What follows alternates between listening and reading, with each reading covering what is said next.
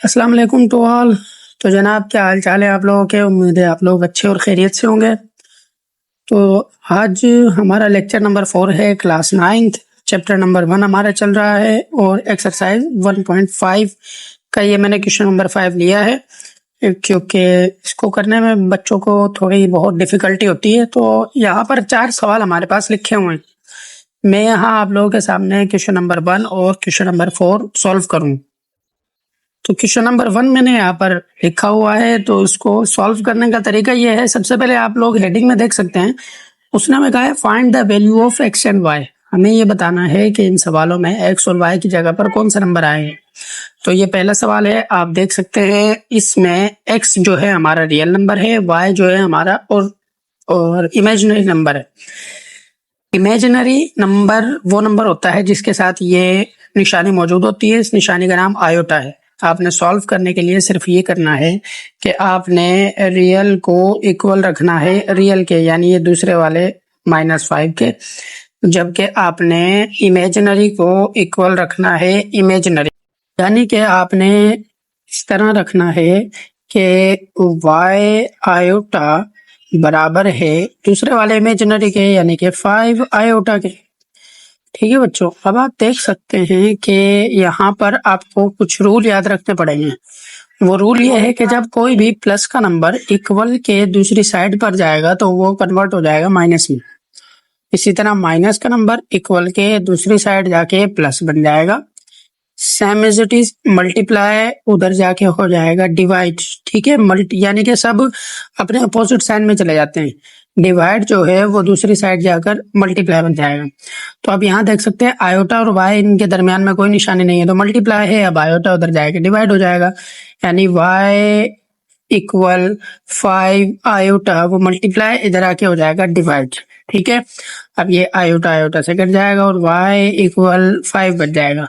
तो इस तरह आपके पास देखो कि x की भी वैल्यू आ गई और y की भी वैल्यू आ गई, और वही हमें फाइंड करना था।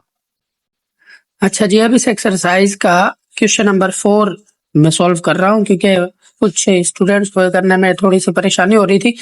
तो ये इस तरह सॉल्व होगा। देखें, सेम वही काम हमें करना पड़ेगा। हमें रियल नंबर्स को एक साथ रखना पड़ेगा और इमेजिनरी नंबर को हमें एक साथ रखना पड़ेगा।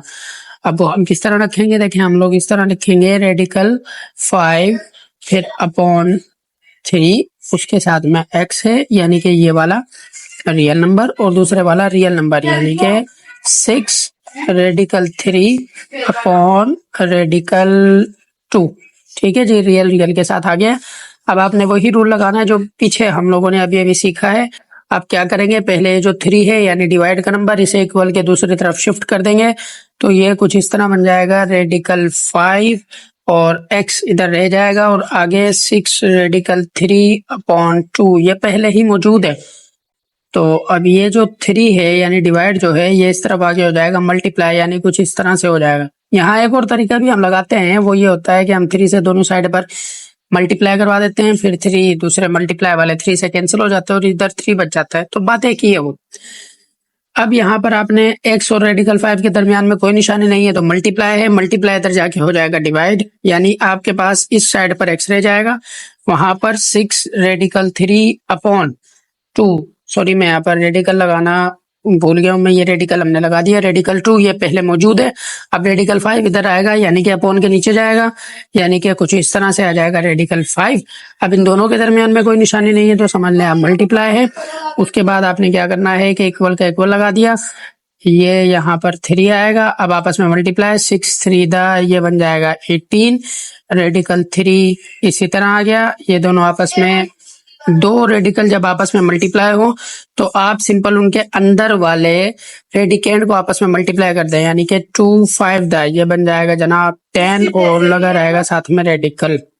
तो जनाब अब हमने आगे ये करना है कि हमने इमेजिनरी वाले पार्ट को इमेजिनरी के साथ में रखना है, यानी ये कोमा लगा दिया हमने। अब -3 अपॉन रेडिकल 2 इस y आयोटा, और इसके साथ में आ जाएगा 2 रेडिकल 2 अपॉन 9, और साथ में आएगा आयोटा। अब ये ऐसा क्यों किया जा रहा है? क्योंकि इमेजिनरी को इमेजिनरी के साथ सॉल्व करना है हमें। तो अब वही, अब सिंपल ये है कि आयोटा आयोटा से कैंसिल हो जाएगा। क्यों? क्योंकि जैसे पिछले सवाल में हुआ, आयोटा उधर जाके डिवाइड हो जाएगा, फिर इससे कैंसिल हो जाएगा। अब आपके पास यहाँ जो नंबर बच गया है वो बच गया है -3 अपॉन रेडिकल 2 और y इक्वल के बाद बच जाएगा 2 रेडिकल 2 और नीचे बचेगा आपके पास 9। ये बच गया, एज इट इज उतार दिया मैंने।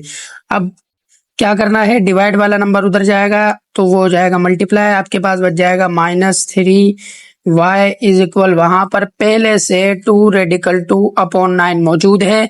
ये डिवाइड का नंबर इस तरफ आएगा, मल्टीप्लाई हो जाएगा, यानी कि कुछ इस तरह से हो जाएगा। अब यहाँ पर क्या मौजूद है जनाब, यहाँ पर मौजूद है -3y इज इक्वल, जैसे यहाँ पर हुआ दो रेडिकल आपस में मल्टीप्लाई हुए, अंदर वाले नंबर को हमने आपस में मल्टीप्लाई कर दिया, यानी कि ये दोनों मल्टीप्लाई होकर रेडिकल के अंदर बन जाएगा 4।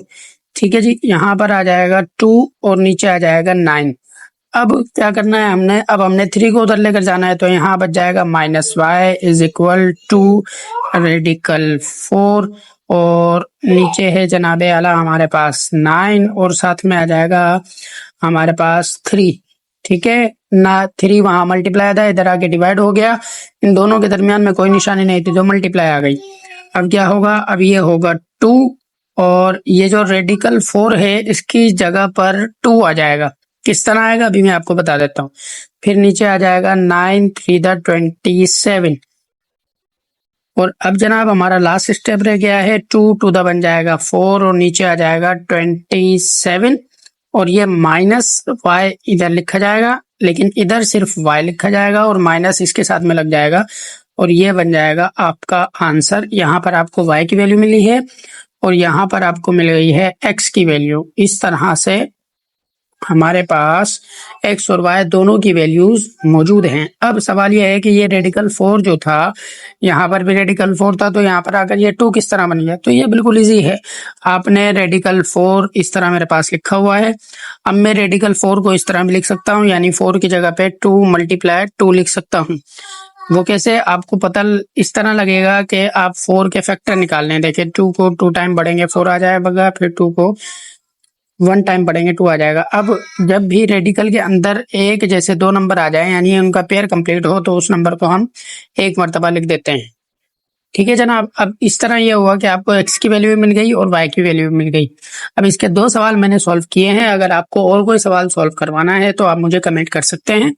अगर इससे रिलेटेड आपको कुछ और मालूम करना है या किसी भी क्लास की आपको मैथमेटिक्स के सवाल आपको अगर सॉल्व करवाने हैं तो आप मुझे कमेंट सेक्शन में बता सकते हैं। और आप जानते हैं कि आपको क्या करना है। Do like and subscribe. Thank you.